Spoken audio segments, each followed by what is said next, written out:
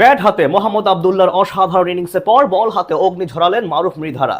মালয়েশিয়ার বিপক্ষে আরও এক দুর্দান্ত জয় তুলে নিল বাংলার যুবারা। বোলিং ব্যাটিং দুদিক থেকে দাপট দেখালো টিম টাইগার্স। প্রতিপক্ষকে কোনো প্রকার পাত্তাই দেয়নি তারা। বাংলাদেশ দলের এমন দাপটের পারফরম্যান্স এবং ম্যাচের সব ঘটনা এক করে জানবো রিপোর্টে। বোলিং ব্যাটিং দুদিক থেকে আরও একবার দাপট দেখালো বাংলাদেশের ক্রিকেটাররা। মালয়েশিয়াকে কোনোভাবেই পাত্তা দেয়নি জাওয়াদ আবরার, মাহফুজুর রহমান রাব্বিরা। আগে ব্যাট করে মোহাম্মদ আবদুল্লাহ নান্দনিক ইনিংসের পর বল হাতে অগ্নি ঝরালেন মারুফ মৃধারা।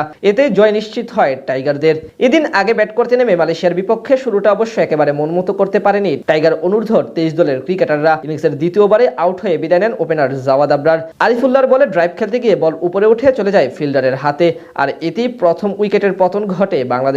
রানের খাতা খুলতে পারেননি আরেক ওপেনার ইকবাল হাসান। একই ওভারে আরিফের করা অফ স্টাম্পের বাইরের বল খেলতে গিয়ে উইকেটের পেছনে ক্যাচ দেন ইকবাল।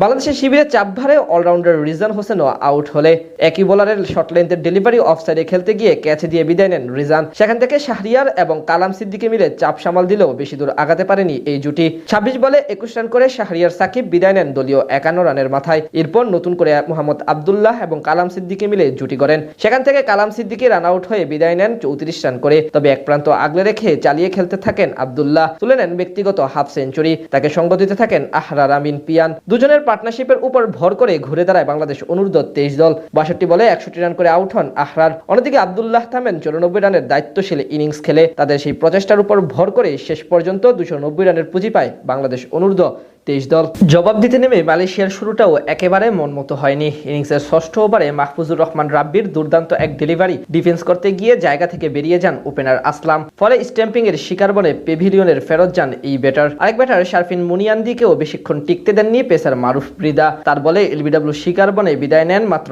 1 রান করা এই ব্যাটার। জোড়া উইকেট হারানোর পর মালয়েশিয়ার হয়ে চাপ সামাল দেওয়ার চেষ্টা করেন বিজয় এবং সাইফ উল্লাহ। দুজন মিলে বেশ দেখে শুনে এগিয়ে নিয়ে যেতে থাকেন রানের চাকা। সেই জুটি ভাঙেন শেখ পারভেজ হোসেন জীবন। তার বলে অফসাইডে ক্যাচ দিয়ে আউট হন 38 বলে 21 রান করা সাইফুল্লাহ। খানিক পরে আমির আজিমের উইকেটে তুলে নেন পারভেজ। সেখানে শর্ট মিড উইকেট থেকে দারুণ এক ক্যাচ ধরেন কালাম সিদ্দিক এলিন। এরপর নিয়মিত বিরতিতে উইকেট হারাতে থাকে সফরকারী মালয়েশিয়া।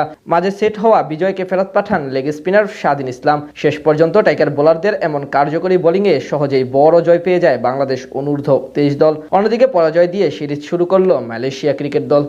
বোলিং ব্যাটিং দুদিক থেকে আরো একবার দাপট দেখালো বাংলাদেশের ক্রিকেটাররা। মালয়েশিয়াকে কোনোভাবেই পাত্তা দেয়নি জাওয়াদ আবরার, মাহফুজুর রহমান রাব্বিরা। আগে ব্যাট করে মোহাম্মদ আবদুল্লাহ নান্দনিক ইনিংসের পর বল হাতে অগ্নি ঝরালেন মারুফ মৃধারা। এতে জয় নিশ্চিত হয় টাইগারদের। এদিন আগে ব্যাট করতে নেমে মালয়েশিয়ার বিপক্ষে শুরুটা অবশ্য একেবারে মনমতো করতে পারেনি টাইগার অনূর্ধ্ব 23 দলের ক্রিকেটাররা।